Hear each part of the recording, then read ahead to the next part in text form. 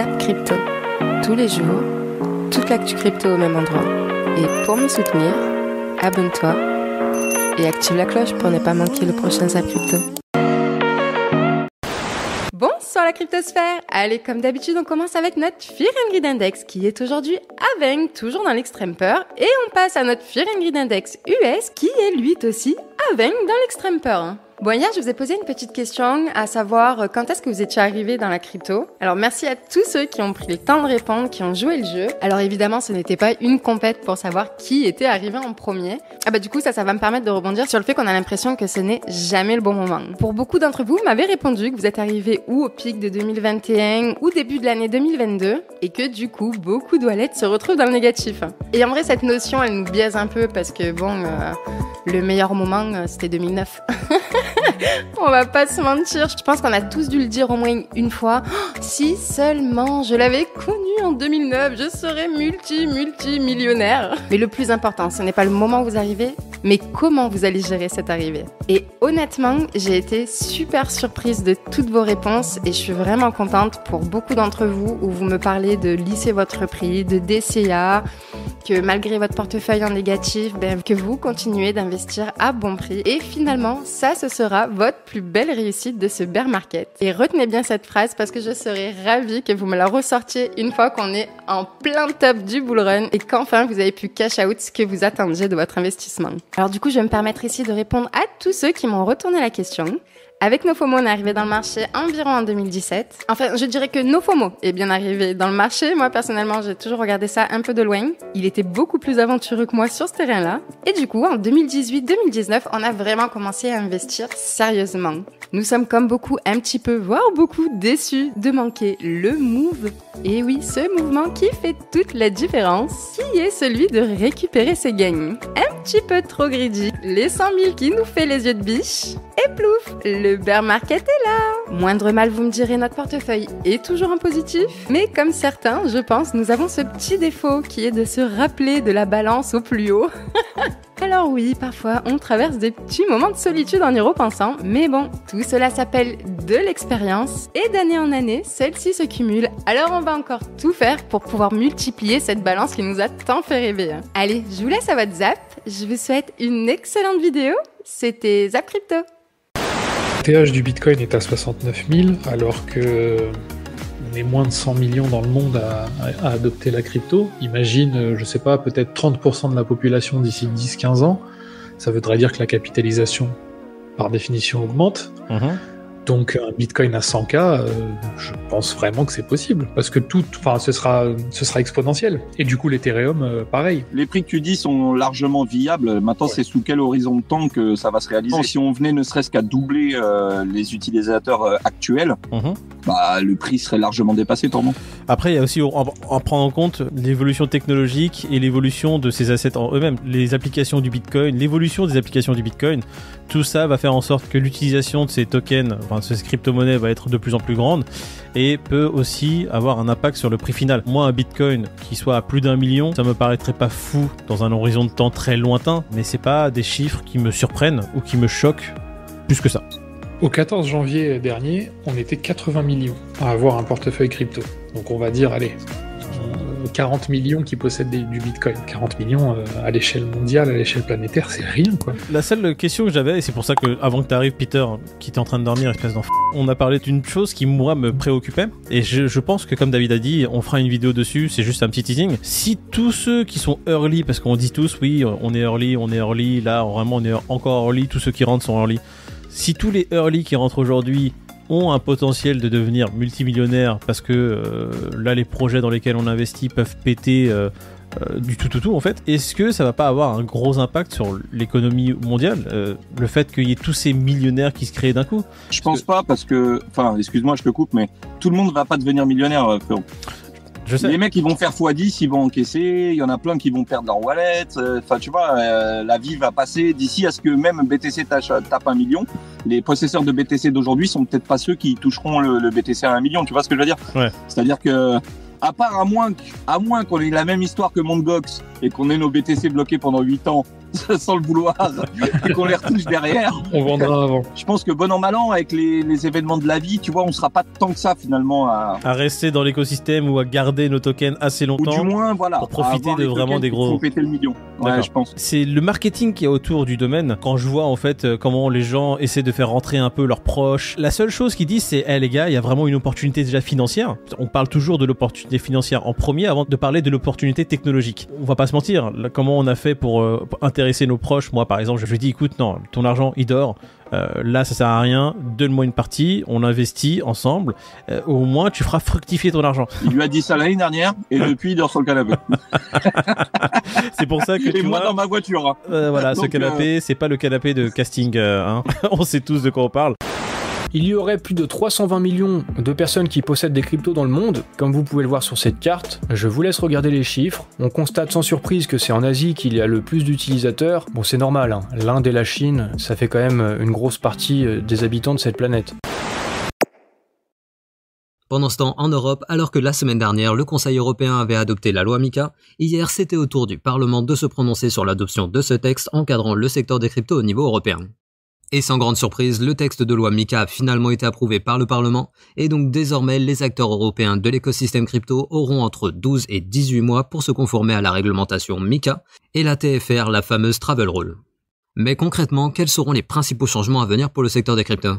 Eh bien, tout d'abord, le texte prévoit la mise en place d'un passeport européen qui permettra par exemple à une entreprise enregistrée en France de pouvoir proposer ses services dans un autre pays européen, mais par contre, les places d'échange crypto devront se conformer à la Travel Rule, c'est-à-dire qu'ils devront désormais collecter des données personnelles sur les transferts de fonds de leurs utilisateurs.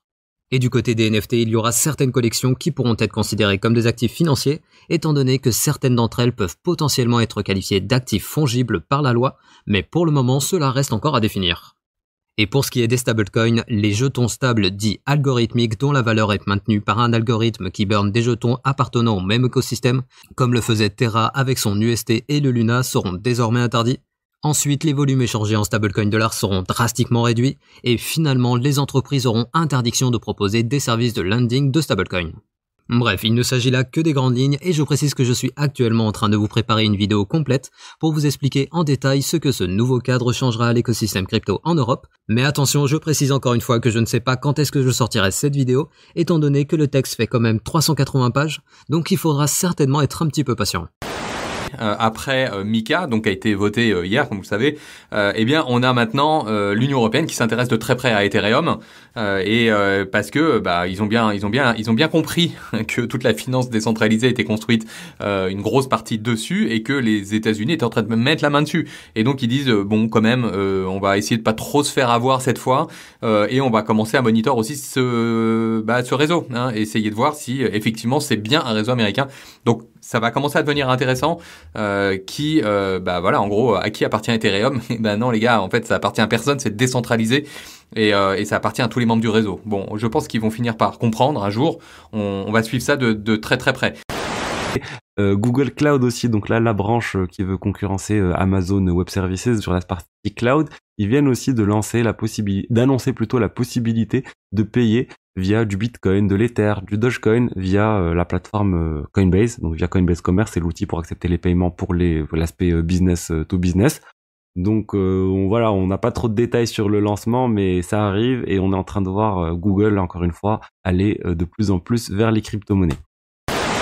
Vous imaginez, là, les autres influenceurs là, qui sont là depuis plusieurs années, qui ont des milliers et des milliers d'affiliés sur toutes les plateformes. Parce que là, on parle que de Bybit, là. Hein. Là, c'est que Bybit, là. Là, je vous dis, là, 700 € par mois, c'est Bybit, là. Et je viens de commencer il y a un mois. Imaginez ceux qui sont là depuis plusieurs années. Tu m'étonnes qu'ils font que du contenu gratuit sur leur club, leur Discord, leur machin, et qui te disent « Oui, mon lien. » Parce que ça fait 2000, 3000, 5000, 10 000 par mois, les gars. 10 000, il y en a, ils tapent des 50 000 par mois, les gars. Putain, faut pas que je balance les noms. J'ai les noms, mais je vais pas les dire, putain. Tant mieux pour eux, putain.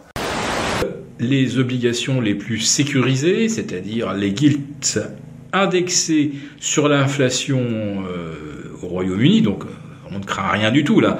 L'inflation progresse, ça ne devrait pas jouer, ça ne devrait pas les impacter.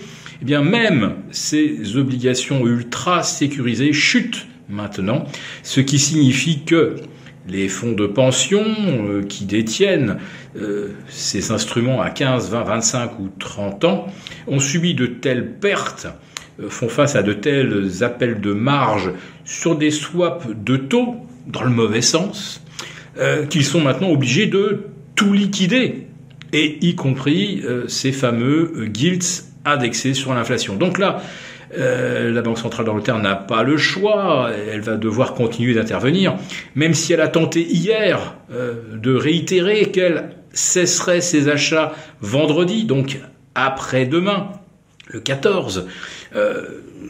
Les marchés n'y croient pas. Alors maintenant, la Banque centrale britannique fait volte-face et annonce qu'elle va effectivement continuer d'acheter.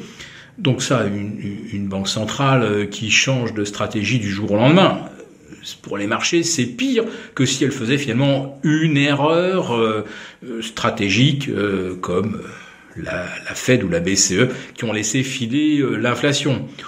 Je pense que c'était parfaitement intentionnel, hein, mais bon, elles peuvent encore plaider le fait qu'on n'y croyait pas à ce surgissement de l'inflation. Mais qui pouvait prévoir une guerre, n'est-ce pas? Alors que les taux étaient déjà, les taux d'inflation étaient déjà à 10% aux États-Unis et à 7 ou 8% en Europe avant, bien sûr, l'invasion de l'Ukraine. Donc, la Banque centrale britannique est maintenant ballottée en tous sens par les marchés. Manifestement, la confiance n'est plus là et la Banque centrale britannique ne parvient plus à la rétablir. Elle aura peut-être encore une chance de le faire le 3 novembre prochain, mais ça paraît une éternité dans des marchés qui perdent des 5-10% par jour, avec des taux... Voilà, on vient de franchir même les 5,22, ça y est, sur le 25 ans britannique. Tout va à une telle vitesse que dans 3 semaines, les gilts britanniques auront été littéralement désintégrés. Il va falloir que la BOE intervienne encore plus massivement. Bon, quand on en est là, à ce genre d'intervention massive, c'est qu'on est bien dans un moment Lehman. Donc c'est bien un moment de terreur totale sur les marchés obligataires. Et là, ça se situe donc sur les rives de la Tamise. Aujourd'hui, ce qu'on va lire ce soir, il faut quand même bien être conscient, c'est d'un truc qui date d'il y a un mois. Et entre deux, il s'est passé plein de choses. Et donc, nous, on va quand même interpréter ce qui a été dit il y a un mois pour savoir ce qu'éventuellement, peut-être, la Fed pourrait faire demain, après-demain ou dans 3 semaines. Mais encore une fois, c'est un truc qui date d'il y a un mois. Donc la réflexion qu'ils auraient eue il y a un mois, s'ils avaient connu, s'ils avaient su ce qui s'était passé entre deux, ne serait peut-être, voire probablement, pas la même. Donc comme à chaque fois que les minutes du FOMC meeting sortent, eh bien on peut se poser la question de savoir à quoi elles servent vraiment. Est-ce que ça fait vraiment du sens de les écouter, de les analyser et d'y réfléchir? Puisque finalement, quand on regarde un petit peu le processus, dès qu'elles sortent, ces minutes, elles sont lues immédiatement. Alors à la vitesse où elles sont lues, je peux vous dire déjà que c'est pas des gens qui lisent, c'est des machines. C'est des machines qui vont chercher les mots-clés, et en fonction des mots-clés qu'ils vont retrouver là-dedans, des différences de ponctuation par rapport aux dernières minutes du FOMC meeting, eh bien ils vont se dire ah ouais, là ils sont en train de nous préparer un truc. Mais encore une fois, il y a un blanc d'un mois entre deux avec des chiffres économiques qui sont sortis, avec des événements géopolitiques qui se sont produits, et du coup on peut se demander si ce qui a été dit il y a un mois fait encore vraiment du sens aujourd'hui, sachant quand même que nous, les investisseurs, aujourd'hui, on a une vision dans les grandes lignes à 48 heures maximum, et que là, on est en train de se baser sur un sur une histoire, sur un tracking, sur un rapport qui date tout simplement d'il y a un mois. On peut se demander si vraiment ça vaut la peine de s'exciter. Une monnaie qui se déprécie impacte directement le niveau des prix au travers de ce que l'on appelle de l'inflation importée, de sorte que la dépréciation du dollar est susceptible d'alimenter encore plus l'inflation dans ces pays. En effet, si on reprend l'exemple précédent du taux de change qui était de 1 euro contre 1,50$ et qui tombe à la parité, on a vu que les marchandises importées coûtent plus cher, ce qui vient stimuler la hausse des prix à l'intérieur du pays importateur. Ainsi, plus une marchandise est indispensable, plus cet effet d'inflation importée sera grand. Et c'est d'ailleurs précisément ce qu'il se passe actuellement au sein de la zone euro, dont l'inflation est en partie alimentée par la hausse des prix des produits énergétiques, dont l'importation ne peut pas être stoppée, étant donné qu'ils sont tout simplement indispensables. Finalement, en ce qui concerne les conséquences financières, deux peuvent être mises en exergue. D'une part, compte tenu de ce que l'on vient de voir, les banques centrales peuvent tenter de contrer l'inflation, qui trouve son origine, entre autres, dans la dépréciation de leur monnaie, en augmentant par exemple les taux d'intérêt, comme nous l'avions vu avec l'exemple de la BCE dans une précédente vidéo. Évidemment, les banques centrales peuvent très bien choisir de ne pas augmenter les taux d'intérêt et préférer défendre leur taux de change, un peu comme ce que la Banque centrale du Japon a fait, comme nous l'avons vu en début de vidéo. Le problème, c'est que, en agissant de la sorte, on l'a expliqué, les banques centrales n'auront pas d'autre choix que de liquider, de vendre leurs réserves de change en dollars afin de racheter leurs propres devises sur les marchés. Sauf que, en liquidant leurs réserves de change en dollars, le soutien de leur taux de change ne sera que temporaire. Il durera le temps qu'il faudra jusqu'à ce que les réserves soient totalement vides, et un exemple parlant, afin de bien comprendre les limites d'une telle décision, et sans aucun doute l'opération réalisée par George Soros contre la Banque d'Angleterre en 1992 et dont une vidéo avait également été dédiée. Ainsi, si le problème venait à persister et s'avérait être structurel, c'est-à-dire pour faire simple que les États-Unis continuaient de remonter leur taux d'intérêt, alors ces mêmes banques centrales n'auront finalement pas d'autre choix que d'augmenter leur taux d'intérêt de manière encore plus drastique que si elles n'avaient agi dès le début au lieu de refiler la patate chaude et repousser le problème au lendemain. Or, évidemment, si les taux remontent, alors l'accès au crédit au sein de leurs économies se verra restreint, et ce, d'autant plus que l'activité économique sera déjà en train de souffrir pour les raisons évoquées ayant trait aux conséquences sur le commerce extérieur, c'est-à-dire sur les importations et les exportations. Bon alors, on commence directement par le Dixie en daily. Donc on voit toujours ce rebond après être passé dans la zone de rechargement. Rien n'a changé. On commence à ralentir un petit peu au niveau des 113 points. Alors peut-être que on pourrait voir ici le fameux M que je vous parle depuis longtemps, mais pour le moment, on n'est ni en fait sur un nouveau plus haut, ni sur une validation d'un M. On est très loin d'avoir une validation, on va dire, technique, donc ça ne sert à rien de trop spéculer à la baisse ou à la hausse. Pour le moment, on est toujours haussier en tendance de fond sur le Dixie, donc restons haussier sur le Dixie et bearish sur les actifs risqués. Et au niveau du VIX et du MOVE, qui sont les indices de volatilité de la peur baquée sur l'SP500 et le MOVE sur les obligations. Le VIX, bon là, on va voir s'il va péter la trendline ou pas. S'il pète cette trendline qui nous fait un truc comme ça, là, pouf, c'est un SP500 qui tombe et un Bitcoin qui tombe. Donc là, on est vraiment sous la corde raide et on se pose des questions. Qu'est-ce qu'il va faire? C'est chaud, chaud patate. Clairement, ici, au niveau du Bitcoin, on joue la cloche. Qu'est-ce qu'on joue la cloche? Ça veut dire l'idée qu'un chiffre CPI surprenant dans l'autre direction nous ramène pourquoi pas un move aussi explosif, mais dans l'autre direction. C'est tout à fait possible. Donc sachez que c'est possible, mais c'est pas très probable. Et en tout cas, actuellement, il n'y a rien qui laisse penser que... Voilà, donc maintenant, je dirais, est-ce que ça vaut la peine de se faire découper aujourd'hui, à part peut-être sur du court terme? La direction sera probablement très claire demain. 1 heure avant l'Open de New York, on va trade la réaction. La réaction, ça veut dire si ça va vers le haut, eh ben on va aller vers le haut, et si ça va vers le bas, on va aller vers le bas. On va se contenter de suivre parce que notre job n'est pas de deviner, mais de s'adapter. Voilà un petit peu la situation actuelle. Donc hier, il y avait un petit peu d'espoir qui a été ravalé, hein, puisqu'on est toujours dans la même zone de découpage qui va nulle part. À un moment, ça va bouger, c'est clair.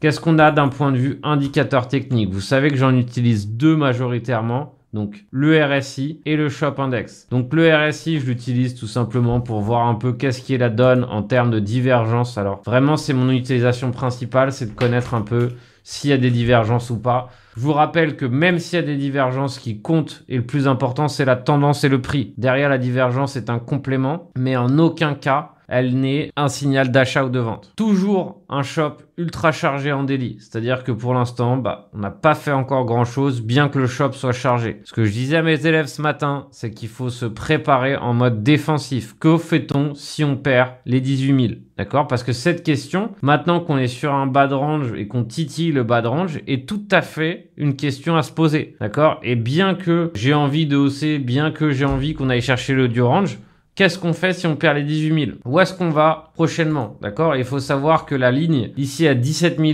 500 est extrêmement faible. Donc, notre dernière chance, ça serait là, d'accord? Un rejet, une réaction sur ce niveau. Mais c'est notre dernière chance, d'accord? Donc, c'est pour ça qu'il faut être méfiant. Il y a complètement contraction du cours. Si on allait voir des indicateurs un peu plus basiques, tu vois, là, je t'ai mis le MACD, même si je le regarde pas beaucoup. Voilà, on est pareil, on est dans une contraction sur le MACD. Voilà, on a vraiment Tu vois, on a vraiment une contraction du cours. Bon, soit on va décider comme ça, ou soit on va casser ici, d'accord? Si on casse ici et qu'on vient péter cette ligne de coup, d'accord, on aura ce fameux double bottom sur le MACD. Ça veut dire que le momentum sera positif et revenu dans la main des acheteurs. Si inversement on a ça qui se produit, tac, et qu'on vient casser ce niveau, bien sûr, hein, ok. C'est pas parce qu'on passe négatif que ça y est, c'est la fin du monde en ce moment. Hein. On peut très bien. Donc là, si on casse ce niveau, on aura fait ce fameux M top ou double top, d'accord, sur le MACD, et ça, bien sûr, ce sera pas beau. Mais encore une fois, ne te base pas qu'à un indicateur, ok? S'il suffisait juste que ce soit une bande de Bollinger qui break, ou un MACD qui diverge, ou quoi que ce soit, ou une figure chartiste qui te donnait la recette miracle, bon, je dis pas que ça marche pas, mais je dis que tu dois pas te baser que sur ça. Au minimum, couple 3 indicateurs, ok? Un indicateur de localisation, un indicateur de momentum, et un indicateur de figure, si tu veux, de structure. Tu as beaucoup de gens qui parlent de ça sur le YouTube francophone, je vais pas en rajouter une couche. Donc il y a un indicateur qui est assez sympa sur CoinAlysis qui s'appelle Open Interest par Market Cap Ratio, qui vous montre en fait le leverage. Et simplement, bah là on voit que c'est un record, hein, c'est du jamais vu, mais je passe en weekly pour vous montrer ça, mais voilà. Ça c'est le ratio de leverage estimé. Entre guillemets, en fait, ça vient regarder ce que fait le market cap, ce que fait l'open interest. Si l'open interest il monte énormément, que le market cap il bouge pas, bah ce ratio il monte, tout simplement. Et donc là, on n'a jamais été aussi haut. On rentre dans une phase parabolique où, et on voit au niveau de l'open interest aussi, où là les gens commencent à énormément se leverager dans cette zone de prix plus précisément. Donc c'est pour ça que je pense que vu la faible volatilité, donc le cocktail de faible volatilité plus des gens complètement fous sur les contrats dérivés qui se disent bon vas-y c'est le moment du siècle, si ça dump je vais être short en x50 et me faire plein de pognon et rattraper toutes mes pertes du marché baissier, et l'autre qui se dit moi je pense que ça va monter donc je long en x50 parce que ça va exploser, là je vais récupérer toutes mes pertes et je vais me refaire, bah c'est très compliqué. Et du coup vu toute cette hausse d'open interest etc, on identifie les zones de stop etc, donc ça je retire, on passe en daily rapidement, on identifie les zones de stop. Pour moi en tout cas ça serait très bizarre vu cette hausse d'open interest énorme, et là je vous ai donné les valeurs en Bitcoin, hein, mais en USD, en 3 semaines on est passé de 3 milliards 900 millions à 6 milliards actuellement. Donc 2 milliards de hausse d'open interest. C'est énorme, c'est vraiment énorme. En l'espace de quoi 3 semaines, c'est vraiment énorme. Hein. Là les gens ont vraiment mis le paquet sur le levier. Comme je vous ai dit, il y a ceux qui sont en x50 qui vont penser être millionnaires alors qu'ils vont se faire liquider parce que techniquement il y a de grandes chances que des zones de stop soient nettoyées très rapidement avant la vraie direction. On peut également ajouter un autre indicateur qui est le PI indicator, non pas celui qui est dédié au top, mais celui qui est dédié au bottom du prix du Bitcoin. Alors, comment on lit cet indicateur? Eh bien, tout simplement, lorsqu'on a un croisement de la courbe verte et de la blanche, c'est-à-dire que lorsque la blanche passe en dessous de la verte, on est sur des niveaux bas du Bitcoin, voire même un point bas. C'est ce qu'on a eu ici en 2015, c'est ce qu'on a eu également ici en 2018, et c'est ce qu'on a en ce moment même. Vous le voyez, on a la zone verte qui est en train de se dessiner, la courbe blanche est passée en dessous de la verte, donc on est potentiellement là aussi sur un point bas si on en croit les cycles précédents. À chaque fois, ce qu'on a par contre, c'est une zone de consolidation. Vous voyez, lorsque la courbe blanche passe en dessous de la verte, on consolide, on a la zone verte ici qui devient de plus en plus petite et on repart en bull market. Là, on a la même chose, on a une consolidation jusqu'à avoir une inversion, la courbe blanche qui passe au-dessus de la verte et ensuite on lance un bull market. Et bien pour le moment, on est encore dans cette fameuse phase de consolidation. Vous le voyez, la zone verte, elle est encore en train de se dessiner. On n'a pas encore eu la blanche qui repasse au-dessus de la verte pour avoir le bull market. Donc on est sur cette fameuse zone de consolidation qu'on voit très clairement. C'est lorsque tout simplement le prix du Bitcoin est en dessous des deux droites, de la blanche et de la verte. Donc là, il est en dessous des deux et consolide. Là également. Eh bien, en ce moment même, c'est aussi le cas. Alors là, on n'a pas suffisamment d'historique, évidemment, donc c'est difficile à extrapoler, même si on peut imaginer que c'était aussi le cas. Donc, vous le voyez, on est toujours sur cette phase de consolidation. Ça revient à ce que je vous disais sur ces précédentes vidéos d'analyse. La consolidation n'a pas encore duré assez longtemps, 1 mois, 2 mois, 3 mois. Mais lorsque on va sortir par le haut de cette consolidation, eh bien, ça sera le fameux gros signal de bull market. C'est ce qu'on a eu ici. On sort de la consolidation, signal d'achat, c'est parti. Là également, consolidation sort par le haut avec une belle bougie d'impulsion et donc signal d'achat, bull market. Pour le moment, on est toujours au sein de cette consolidation. Beaucoup de personnes pourraient tenter un achat ici sur un support, pourquoi pas, ou faire du DCA sur le support. Évidemment, le gros signal d'achat sera obtenu lorsqu'on passera au-dessus des 25 000 $, lorsqu'on cassera le range avec une grosse bougie d'impulsion. Ça relancera un potentiel bull market. Lacoste poursuit son immersion dans le Web3, en effet, après avoir lancé sa toute première collection qui s'appelait donc Undwi 3, donc UNDW3, de plus de 11 212 NFT, alors que l'ETH était super bas. Le géant français Lacoste est plus que déterminé à poursuivre son voyage au cœur du Web3. Donc du coup, la nouvelle collection s'appelle The Emerge. On ne sait pas trop encore à quoi elle va ressembler, on ne sait pas trop combien ce sera, quand ce sera, mais ce qu'on sait, c'est qu'il y aura beaucoup d'avantages, il y aura vraiment beaucoup d'avantages, donc ça peut être un très bon point d'entrée pour les gens qui n'ont pas pu du coup rentrer dans ce projet-là avec la première collection de NFT. Un nouveau jeu Axie vient tout juste de sortir, oui, il s'appelle Axie Infinity Relight, et dans cette vidéo, je vais vous expliquer tout ce que vous devez savoir sur le jeu. Alors premièrement, il faut savoir qu'il s'agit d'un jeu développé par un éditeur tiers, ce n'est pas Sky Mavis qui développe les jeux Axie Infinity Classics et Axie Infinity Origin qui s'en est occupé, puisque comme on peut le voir juste ici, c'est QuickSave Interactive qui s'est occupé du développement de ce jeu. Donc pour y accéder, vous devez vous rendre sur la marketplace d'Axie Infinity et vous avez un onglet ici, Games, sur lequel vous allez trouver donc Axie Infinity Origins, Classic et Axie Infinity Relight. Et donc si on clique dessus, on peut voir qu'on tombe sur la fiche produit du jeu, tout comme on le ferait en fait sur Steam par exemple. Et donc vraiment cet onglet Games va devenir le hub, le Steam un peu de l'univers Axie Infinity. Donc ici on peut voir les différentes infos, des captures d'écran, une vidéo de présentation, etc. Et pour jouer au jeu, il suffit tout simplement de cliquer sur le bouton Play Now pour que le jeu s'ouvre dans votre navigateur. Puisque oui, il n'y a pas besoin de télécharger de client ou quoi que ce soit. Tout se fait dans votre navigateur, que ce soit sur desktop, sur ordinateur ou sur mobile. Aujourd'hui, que l'on s'en rende compte ou non, la majorité de nos actions physiques ont une empreinte dans le virtuel. Notre smartphone ou notre montre connectée enregistre les battements de notre cœur, le nombre de pas que l'on a fait ou encore le nombre d'heures à dormir. Toutes nos transactions sont enregistrées dans des bases de données, chez notre banque ou sur la blockchain, Bitcoin, Ethereum ou Solana. Deliveroo connaît nos plats préférés, Uber sait où on est allé, que ce soit en voiture ou en vélo électrique. Cette énorme quantité de données façonne un nous virtuel qui est de plus en plus concret. Je pense qu'on est au tout début d'une nouvelle révolution digitale où on pourra bientôt se téléporter ou même être immortel dans cet espace en construction qu'on appelle le métavers. Alors, ce zap t'a plu? Dis-moi en commentaire quelle est l'actu qui t'a le plus intéressé. Et si tu as manqué les actus d'hier, retrouve juste ici le zap crypto de la veille.